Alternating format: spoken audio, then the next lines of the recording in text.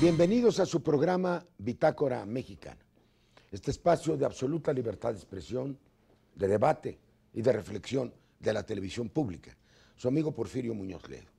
Hoy tenemos un programa que no llamaré luctuoso, pero que sí versa sobre la personalidad de un gran mexicano que acaba de morir, don José Iturriaga. Él murió exactamente a los 99 años, uno menos de los que pensaba vivir, porque siempre dijo que iba a vivir 100 años. Lleno de vigor, con su salud desde luego mermada y con una gran lucidez.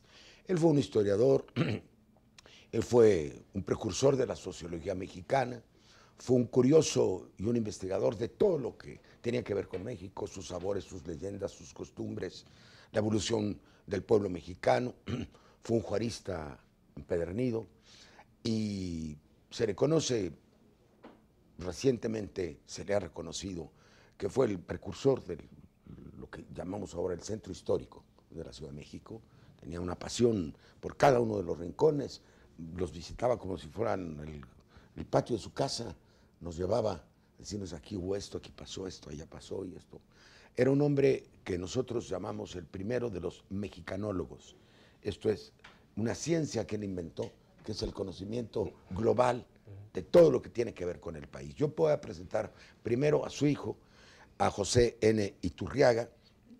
Él es licenciado en Economía, licenciado en Historia, ha tenido distintos cargos públicos, pero se ha especializado sobre todo en el tema de las culturas populares.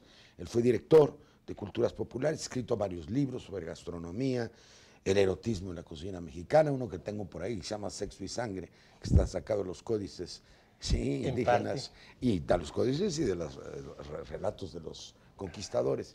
¿Quién fue tu padre y cómo fue tu padre, Pepe?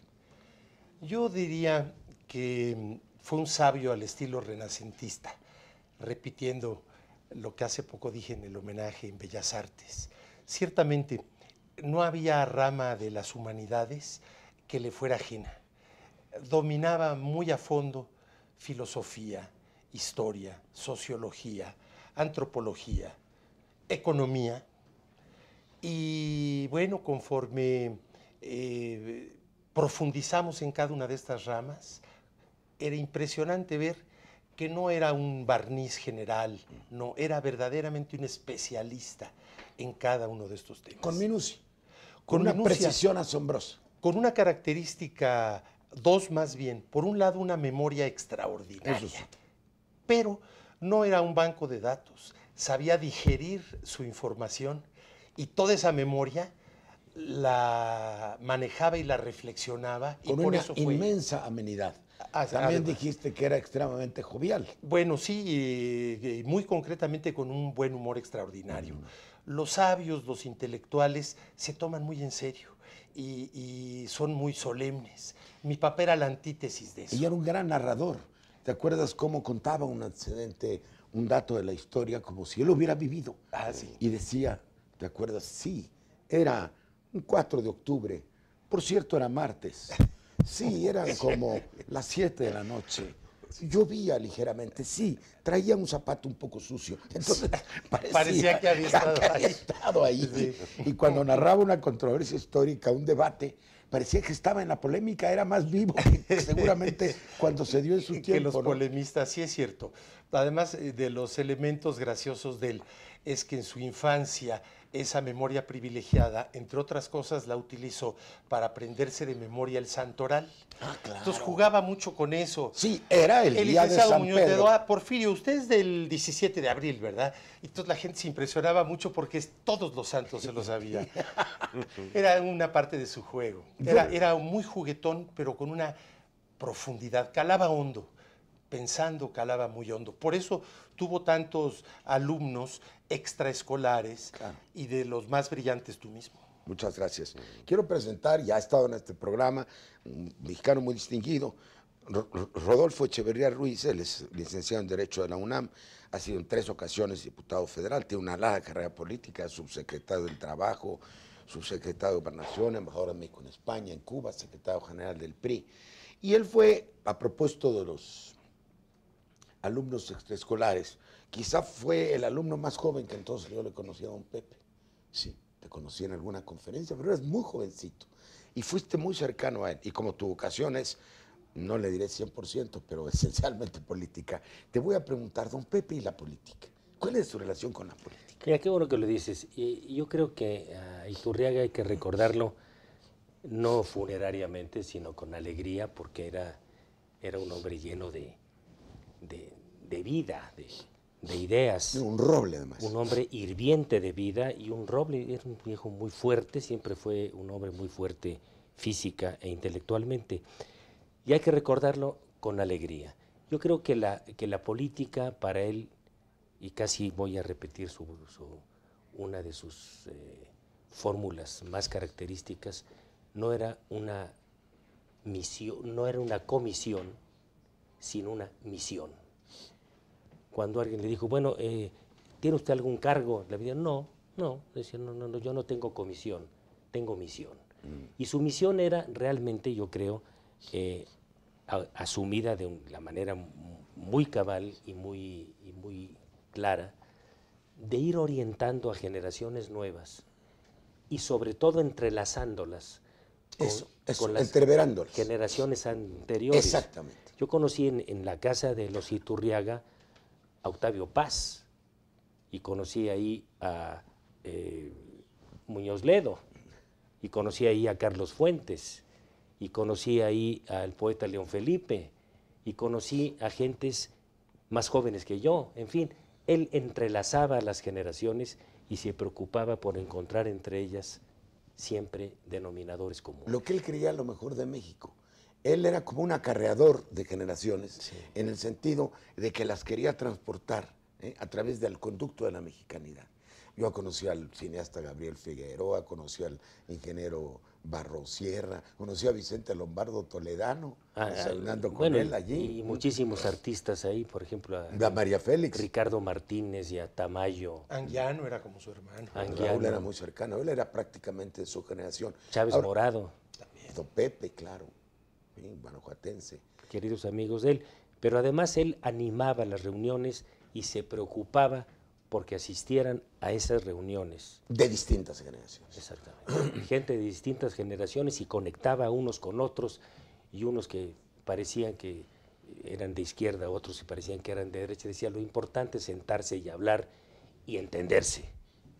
Sí, yo en creo torno que al tema más de que México. el Iturriaga anecdótico, que está lleno de episodios muy interesantes y muy simpáticos, creo que hay que pensar en el Iturriaga de fondo, en el Iturriaga categórico, un hombre de grandes categorías. Exacto, por ahí voy. Quiero presentar también al licenciado José Campillo García, el licenciado en Derecho y maestro en Desarrollo Económico. Ha sido secretario técnico del Gabinete de Comercio Exterior, ha sido cónsul general de México, procurador de Protección al Ambiente, y tiene una característica para esta mesa redonda, porque tú tienes una relación doble, tuviste con don Pepe, porque fue muy amigo de tu padre. Así Les es. llamábamos los Pepes. Así es.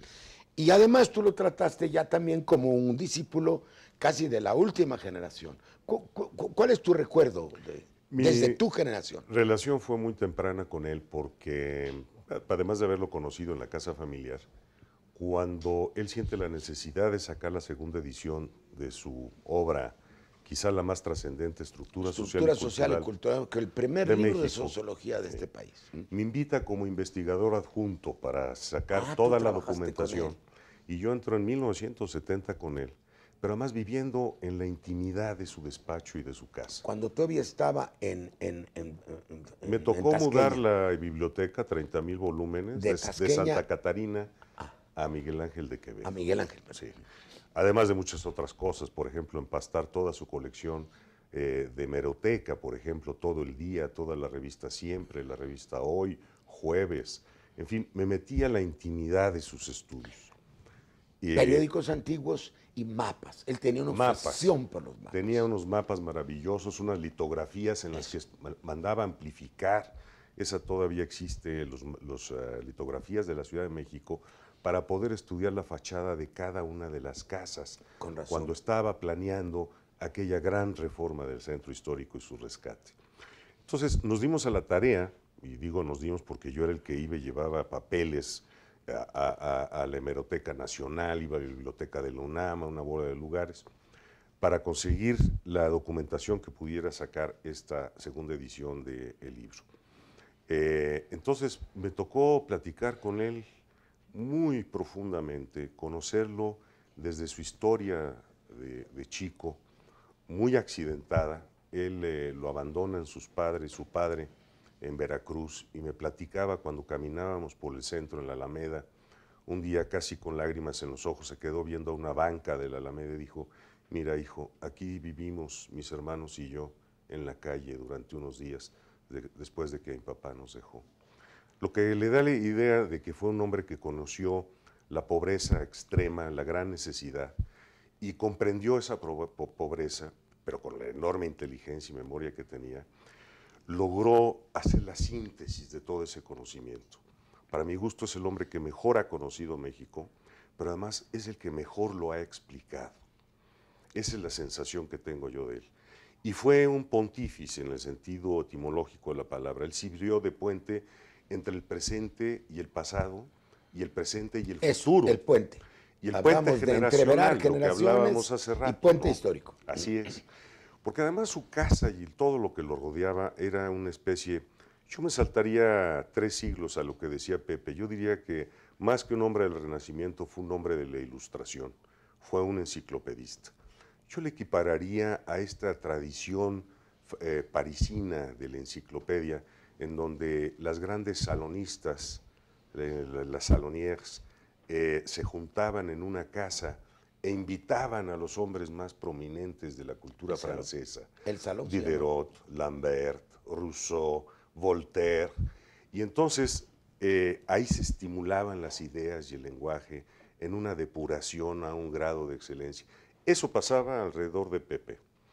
Y tanto los legos como los estudiosos, todos aprendían los unos de los otros, y podía ser un perfecto ignorante. El lenguaje era de tal sencillez y llaneza que todos acabábamos de entender. Era un algo. didáctico, por definición. Era un maestro. Era un maestro. Por ahí un dato muy curioso, Porfirio. Yo creo que la obra de Pepe más importante no es la que escribió. Su obra escrita no corresponde a su sabiduría y conocimiento. Su mejor obra es lo que dijo, no lo que escribió. En eso estamos. Ahorita, ¿no? ahorita les voy a platicar, porque estamos a punto de publicar. Vamos a empezar la obra de publicar todos sus trabajos. Él practicaba el peripatos. Sí. Era caminar. Entonces te vas a los y griegos. enseñando. Entonces era griego, renacentista, ilustrado. Y lo rodeábamos. Y caminábamos por Coyoacán, por los viveros, por el centro, San Ángel. Oye, nos vamos a tener que ir a otro bloque. Me viene una idea a la cabeza. Se llamaba El Salón. Así la llamaban en Francia. ¿Sí? Era donde la gente se reunía toda la tarde a platicar. Y hay un escritor francés, sociólogo, se llama André Siegfried, que recuerda una frase que dice: el último salón en que se platica ya no está en París, está en América Latina. Ajá. Debía haber ido a casa de don Pepe alguna Yo creo vez. que sí, ¿no? Sí, sí. Vamos a otro bloque. Sí. Es Andrés.